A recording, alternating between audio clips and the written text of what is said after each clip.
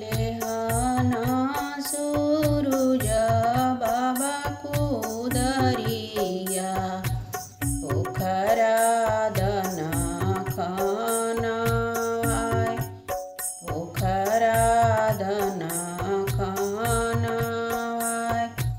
घटिया दना बनाय घटिया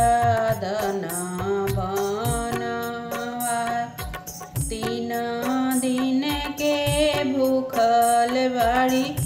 अस्तरांदे सेहो बाड़ी जलवे में खड़ सेहो बाड़ी जलवे में खड़ थर थर कांपे उनकर बदनावा ओठवा गईले झुराय ओठवा गईले झुराय लेहना प्रकाश देव कुदरिया पोखरा दना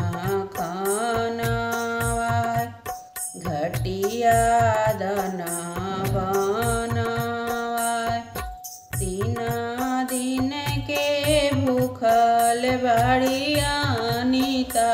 दे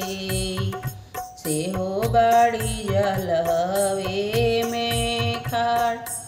सेहो बाड़ी जलवे में खड़ थर थर कांपे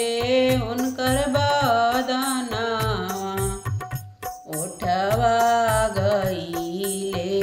झुराय ओठवा